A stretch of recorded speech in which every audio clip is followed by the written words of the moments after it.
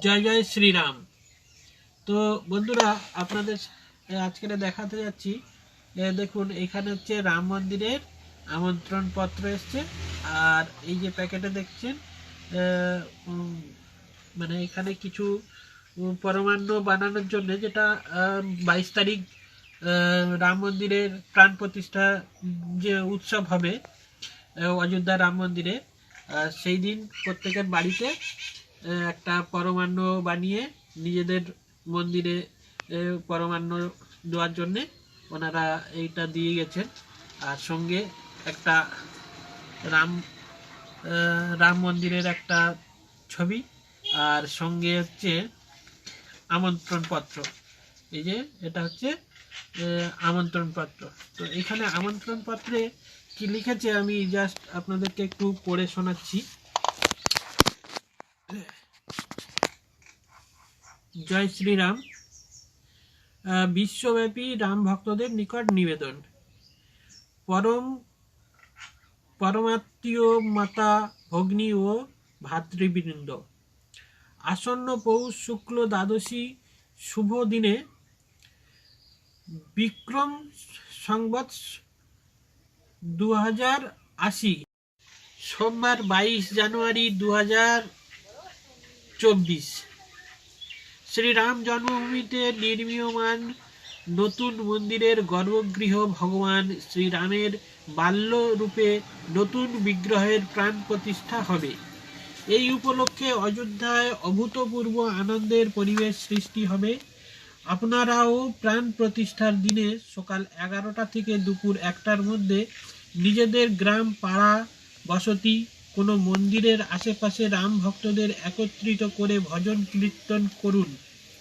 টেলিভিশনে বা কোনো এলইডি স্ক্রিনের মাধ্যমে অযোধ্যার প্রাণ প্রতিষ্ঠার সমারোহ সমাজের সকলকে দেখান। উলুধ্বনি, শঙ্খধ্বনি ও ঘণ্টাধ্বনি আরতি সংযোগের অন্নকূট প্রসাদ বিতরণ করুন। অনুষ্ঠানের স্বরূপ মন্দির কেন্দ্রিক হওয়া উচিত। স্থানীয় মন্দিরে অধিষ্ঠিত দেবদেবীর ভজন, কীর্তন, আরতি, পূজা এবং সমবেত কণ্ঠে শ্রীরাম জয় রাম, জয় জয় রাম বিজয় মহামন্ত্র 108 বার জপ করুন। শ্রী হনুমান চালিসা, সুন্দরকাণ্ড, রাম রক্ষা স্তোত্র ইত্যাদির সমবেত পাঠ করতে পারেন। সকল প্রসন্ন হবেন। সর্বত্র পরিবেশ সাত্ত্বিক ও রামময় হয়ে উঠবে। প্রাণ প্রতিষ্ঠার সমারোহ দূরদর্শন এবং অন্যান্য চ্যানেলের মাধ্যমে সম্প্রচারিত হবে। প্রাণ প্রতিষ্ঠার দিন সূর্যাস্তের পরে সন্ধ্যায় বাসগৃহের সামনে প্রদীপ জ্বালান। চারদিক আলোকের ঝর্ণাধারায় সাজিয়ে তুলুন, যাতে বিশ্বের কোটি কোটি ঘরে আলোর উৎসব উদযাপিত হয়। আপনাদের নিকট বিনীত আবেদন, প্রাণ প্রতিষ্ঠার শুভ দিনের পরে শ্রীরাম লালা এবং নবনির্মিত মন্দির দর্শনের জন্য আপনাদের সুবিধামতো সময়ে সপরিবারে অযোধ্যায় আসুন এবং শ্রীরামের কৃপা লাভ করুন। সাদর আমন্ত্রণ সহ শ্রীরাম জন্মভূমি তীর্থক্ষেত্র।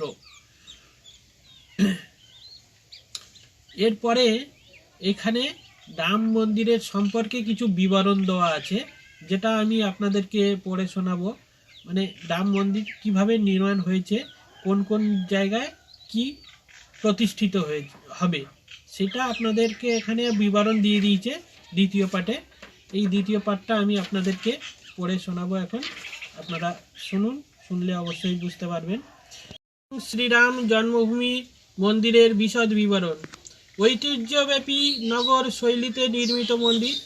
মন্দিরের দৈর্ঘ্য পূর্ব পশ্চিমে 380 ফুট, প্রস্থ 250 ফুট এবং উচ্চতা 161 ফুট।